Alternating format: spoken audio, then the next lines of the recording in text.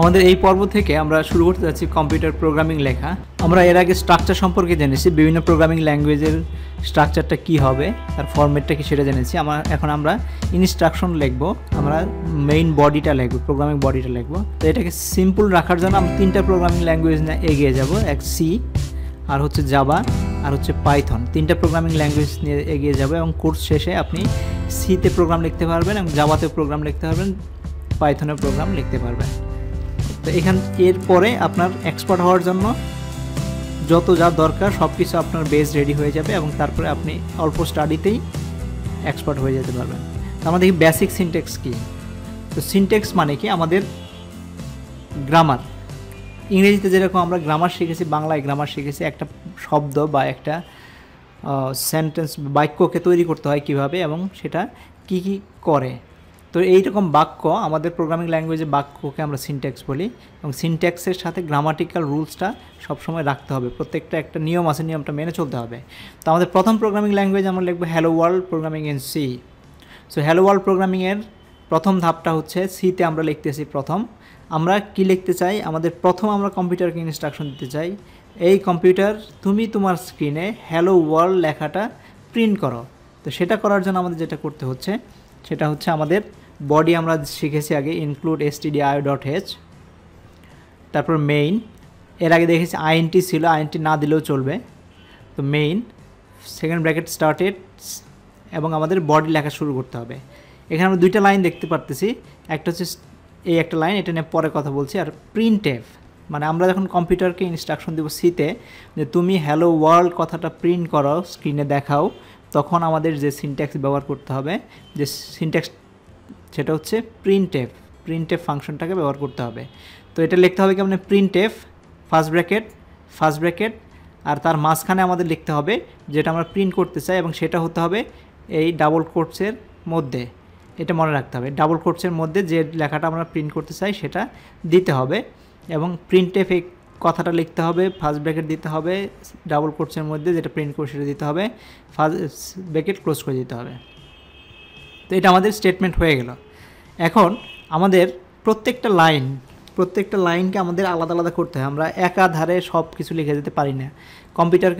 Computer programming ল্যাঙ্গুয়েজও আমাদের ঠিক সেভাবেই ইনস্ট্রাকশন দিতে হবে। তো লাইনটা যখন শেষ হবে, আমরা যেরকম দাড়ি দেই কোনো কথা শেষে, লাইনের শেষে, সেরকম আমাদের লাইনটা শেষ হলে, একটা ইনস্ট্রাকশন শেষ হলে আমাদেরকে সেমিকলন ব্যবহার করতে হবে। সেমিকলন মানে হচ্ছে দুইটা লাইনের, দুইটা বাক্যের সেপারেশন করার জন্য যেরকম দাড়ি ইউজ করি সেখানে আমরা সেমিকলন ইউজ করব। আর আমাদের অনেক সময় লিখতে হয়, যা আমরা কেন লিখতেছি মনে রাখার জন্য আমরা অনেক সময় নোট রাখি।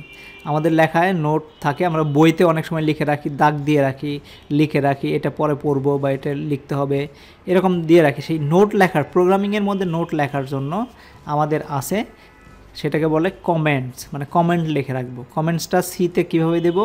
এরকম একটা স্ল্যাশ স্টার, আর এই স্ল্যাশ এর মাঝখানে যা লিখবো কম্পাইলার এটাকে ইগনোর করবে। কম্পাইলার এটাকে কোনো স্টেটমেন্ট হিসেবে নেবে না, কোনো সিনট্যাক্সে মধ্যে ফেলবে না, এটাকে পুরোপুরি বাতিল বলে দেবে। এটা ও জেনে যাবে যে এটা নোট লেখছে, এটা আমার দেখার বিষয় না। তো এইভাবে আমরা আমাদের প্রোগ্রামিং নোটগুলো লিখে রাখতে পারি, এটাকে বলে কমেন্ট, যেটাতে নোট লিখবো। আর হোয়াইট স্পেস হচ্ছে আমাদের তো ABCD 1 2 3 লিখি, আর এই মাঝখানে যা খালি জায়গাটা আছে এটাকে আমরা হোয়াইট স্পেস বলি। তো আমরা কী লিখলাম? আমরা শিখলাম স্টেটমেন্টটা কীভাবে লিখতে হয়। হ্যালো ওয়ার্ল্ড লেখাটা উঠবে এবং প্রত্যেকটা স্টেটমেন্টকে আমাদের এন্ড করতে হবে, দাড়ি দিতে হবে সেমিকলনের মাধ্যমে সিতে। আর কমেন্টস লেখার জন্য, আমরা নোট লিখে রাখার জন্য এই সিম্বলটা ব্যবহার করবে। এর মধ্যে যা লিখবো সেগুলো কম্পাইল করবে না, শুধু আমাদের নোট হিসেবে রয়ে যাবে প্রোগ্রামিংটার মধ্যে। যখন আমরা প্লেন টেক্সট প্রোগ্রামিংয়ের মধ্যে এটা পাওয়া যাবে, অবজেক্টের মধ্যে এটা পাওয়া যাবে না, এটাকে সে কনভার্টই করবে না, এটা ইনস্ট্রাকশন হিসেবে নেবে না। তো এই আমাদের ফার্স্ট প্রোগ্রাম লিখে ফেললাম, খুব ইজি। তো সিতে ফার্স্ট প্রোগ্রাম লিখলাম। এখন আমরা দেখি জাভাতে ফার্স্ট প্রোগ্রাম কেমন লিখব। ঠিক একই রকম আমরা স্ট্রাকচারটা আগে দেখেছি, আমাদের স্ট্রাকচারটা মনে রাখতে হবে। এটা লিখতে হবে পাবলিক ক্লাসের পর আমাদের লিখতে হবে যে প্রোগ্রামটা লিখতেছি তার নাম লিখতে হবে হ্যালো ওয়ার্ল্ড।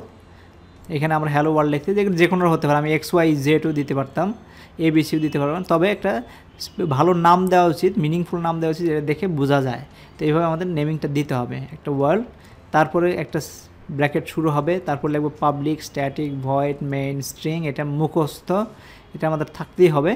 এটা লিখে আবার সেকেন্ড ব্র্যাকেট শুরু করব। সেকেন্ড ব্র্যাকেটের পর থেকে, এইটার সেকেন্ড ব্র্যাকেটের পর থেকে আমাদের বডি শুরু হবে।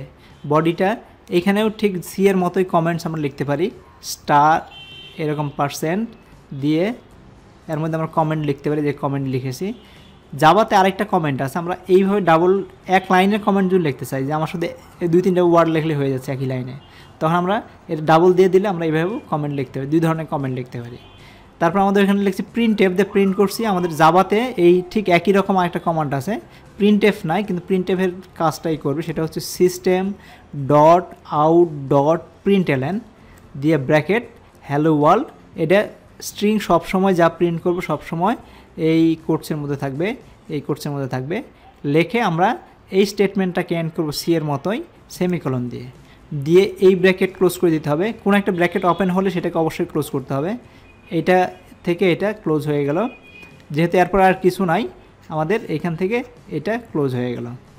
তো এটা হচ্ছে আমাদের জাভাতে ঠিক হ্যালো ওয়ার্ল্ড লিখলাম। এটা জাভাতে যদি আমরা কম্পাইল করে যদি রান করি তাহলে আমাদের স্ক্রিনে হ্যালো ওয়ার্ল্ড লেখাটা দেখা যাবে। তো আমরা এখানেও শিখলাম ঠিক একই জিনিস কীভাবে জাভা সিতে করা হলো, জাভাতে করা হলো। এখানেও সেমিকোলন আছে সেপারেটর হিসেবে, কমেন্টস লেখার জায়গা আছে, প্রিন্ট করার মতো আরেকটা কমান্ড আছে। একই রকম না হলেও প্রিন্ট করার জন্য স্পেসিফিক কাজের জন্য কাজ আছে। তো এখন আমরা দেখি পাইথনের জিনিসটা কেমন লেখে। পাইথনে আমরা জানি পাইথনে কোনো বডি নাই, কোনো স্ট্রাকচার নাই, যেখান থেকে লেখা শুরু সেখান থেকেই এটা কাজ শুরু করে দেবে। এত ঝামেলা ওই যে মুখস্থ করার মতো ঝামেলা পাইথন রাখে নাই, ও স্ট্রেইট ফরওয়ার্ড, যেখান থেকে শুরু হবে সেখান থেকে এক্সিকিউট হওয়া শুরু করবে। তো পাইথনে আমাদের যে কমেন্টস লিখতে হয়, পাইথনের কমেন্টস লিখতে হয় হ্যাশ দিয়ে। আমরা এর আগে দেখছি এই সাইন বা এই সাইন দিয়ে আমরা পাইথনের কমেন্ট শুরু হবে হ্যাশ দিয়ে, হ্যাশের পরে যা থাকবে এগুলো সব কমেন্ট হিসেবে নেওয়া হবে। এখানে প্রিন্টএলএন প্রিন্ট এফের মতো পাইথনের কমান্ড হচ্ছে প্রিন্ট, এখানে ব্র্যাকেটের দরকার নাই, ব্র্যাকেট ছাড়াই এই ডাবল কোটসের মধ্যে হ্যালো ওয়ার্ল্ডটা দিয়ে দিচ্ছে। পাইথনটা আসলে প্রোগ্রামিংটা সিম্পলিফাই করছে, আরও সহজ করছে। ওই সি জাভার মতো এরকম স্ট্রাকচার মনে রাখার দরকার নাই, ওই রকম ব্র্যাকেটের দরকার নাই, সেকেন্ড ব্র্যাকেট ফার্স্ট ব্র্যাকেট এগুলো ধার নাই। সে সহজে যাতে কেউ লিখতে পারে, যে কেউ প্রোগ্রাম লিখতে পারে তার জন্য স্ট্রেট ফরওয়ার্ড করছে প্রিন্ট হ্যালো ওয়ার্ল্ড ডাবল কোটসের মধ্যে। এখানে সেমিকলনও নাই, এখানে আমরা দেখতেছি সেমিকলনও নাই। সেমিকলন নাই মানে কি, সে অটোমেটিক্যালি পরের লাইনে যেটা লেখা থাকবে সেটাকে আলাদা লাইন হিসেবে ধরবে, আর পরে যা থাকবে সে একই লাইন হিসেবে দেখবে। তার জন্য সে প্রত্যেকটা লাইন ব্রেক, প্রত্যেকটা আলাদা আলাদা লাইনকে সে ইনস্ট্রাকশন হিসেবে দেখবে। আর এখানে এই জন্য আর সেমিকলনে সেপারেশন করার প্রয়োজন পড়ে নাই। তো এখানে আমরা দেখলাম পাইথনে যদি এটা আমরা রান করি তাহলে এটাও স্ক্রিনে হ্যালো ওয়ার্ল্ড লেখাটা প্রিন্ট করবে। আমরা 3টা প্রোগ্রামিং ল্যাঙ্গুয়েজ দেখলাম, সি, জাভা, পাইথন। সবগুলোরই কমেন্ট লেখার অপশন আছে, সবগুলোরই স্টেটমেন্ট লেখার অপশন আছে, প্রিন্ট করার অপশন আছে, সবগুলোরই টার্মিনেশনের অপশন আছে। তো পাইথনে কোনো সেমিকলন নাই, কিন্তু এটা এই লাইনে আর কিছু লেখা যাবে না, এর পরের লাইনে আমাদেরকে লিখতে হবে। তো পরের লাইনে লিখলেই সে অটোমেটিক্যালি, যেহেতু 1 2 3 লাইন হিসেবে পড়ে যাচ্ছে, পরের লাইন মানেই সে মনে করবে যে এটা আলাদা লাইন। যদি কখনও স্টেটমেন্ট লিখতে লিখতে আমাদের 2 লাইন হয়ে যায় তখন আমাদের এইরকম একটা সিম্বল ইউজ করতে হবে। ইউজ করলে এই লাইনের সাথে আমি সিম্বল ইউজ করে যদি আরেক লাইন লিখি তাহলে পাইথন সেটাকে একই লাইন হিসেবে ধরে নেবে। তো এটা একটা সিম্বল হিসেবে ব্যবহার করা যায় এই লাইন যে শেষ হয় না সেটাকে ইন্ডিকেট করার জন্য। সেটা ছিল পাইথনের আমি 3টা প্রোগ্রামিং ল্যাঙ্গুয়েজে প্রোগ্রাম লিখলাম কীভাবে হয়। তো আমরা সিনট্যাক্স এরর নিয়ে এখন কথা বলছি। সিনট্যাক্স এররটা এর আগেও বলছি যে আমাদের গ্রামাটিক্যাল যে মিস্টেকগুলো হয় সেই গ্রামাটিক্যাল মিস্টেকগুলোকে যখন কম্পাইল করি তখন সে এরর দেয়। এই এরর দেওয়ার জন্য সে সিনট্যাকটিক্যালি আগে ক্লিয়ার করে নেয়, গ্রামাটিক্যালি আগে কারেক্ট করে নেয়, তারপরে অন্য কাজ করে। তো এটা হচ্ছে আমরা যেমন ধরুন একটা প্রোগ্রামে এখানে যদি আমরা রান করি include stdio.h main printf hello world, ঠিক একইভাবে লিখলাম, কিন্তু এখানে একটা মিস্টেক আছে। কি মিস্টেক আছে? আমরা এন্ড করি নাই, সেমিকোলন দেই নাই। এই মিস্টেকটা যখন কম্পাইল করবো সে ধরে ফেলবে। প্রোগ্রাম যখন রান করবে তখন বলবে main.c।